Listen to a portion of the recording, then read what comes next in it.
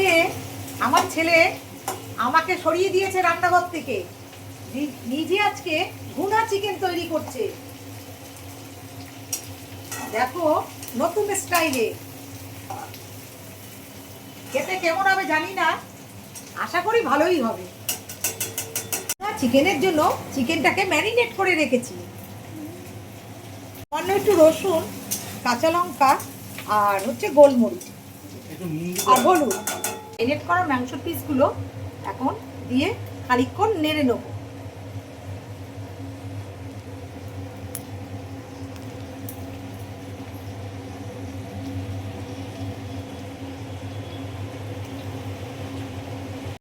ভুনা চিকেনের জন্য আদা, রসুন, কাঁচা লঙ্কা পেস্ট আর টমেটো। বন্ধুরা, উপর থেকে টমেটো কুচি কুচি করে কেটে দিয়ে দিলাম। এটা কাঁচা লঙ্কা, টমেটো, রসুন আর সামান্য পেঁয়াজ। ছোট এলাচ, বড় এলাচ, সা গোলমরিচ, কালো গোলমরিচ, স্টারেনাল, তারপরে জিরে গুঁড়ো, তেজপাতা, শুকনো লঙ্কা, তারপর শুকনো খোলায় ভেজে নিয়ে আমি পেস্ট করে রেখেছি। সঙ্গে রেখেছি গোলমরিচ গুঁড়ো। সব একের পর এক এর মধ্যে মেশাতে হবে। এবার মোটামুটি কষে এসছে, আরও হবে।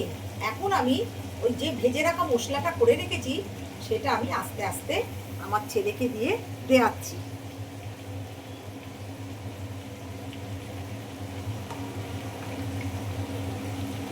এই মশলা দেওয়ার পর শুধু কষবে, যতক্ষণ না একটা কালো কালার আসছে মাংসের, ততক্ষণ কষাতেই হবে। এরপর দিল গোলমরিচ গুঁড়ো,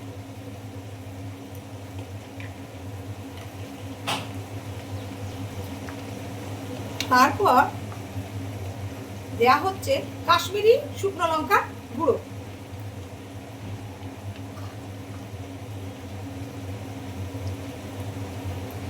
তারপর বন্ধুরা সবার শেষে হলুদ গুঁড়ো।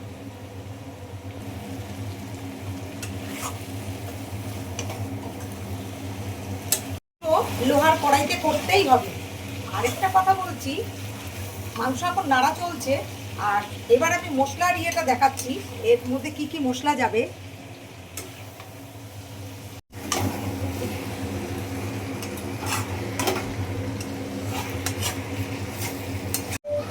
এটা সব রকম মশলা গুঁড়ো দিয়ে দিলাম।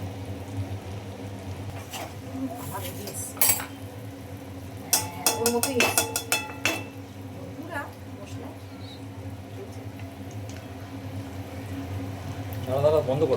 শেষে মশলা ধোয়ার জলটা একটু দিয়ে দিলাম। সামান্য জল দিতে হবে, জল বেশি নয়, শুধু তেলেই কষবে। এবার খুব ভালো করে কষাতে হবে যতক্ষণ না ওর কালারটা চেঞ্জ হচ্ছে। যখন একটা কালো কালার চলে আসবে তখন আমাদের ভুনা চিকেন রেডি। হ্যাঁ, এটা গরম মশলা দিচ্ছি।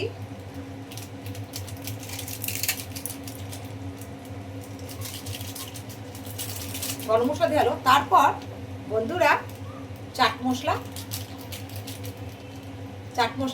আর কেমন হয়েছে আমাকে জানাবেন, ও বাড়িতে বানিয়েও খাবেন। এখন মোটামুটি হয়ে এসছে, ঠিক এইরকম কালো কালো হয়ে যাওয়ার আগ মুহূর্ত কড়াই থেকে নামিয়ে নিতে হবে। লাগলে লাইক, কমেন্ট, শেয়ার করবে ও ফলো করবে। বন্ধুরা, আজকে আমার চিকেন রান্না করেছে ছেলে, ভুনা চিকেন কালোটি,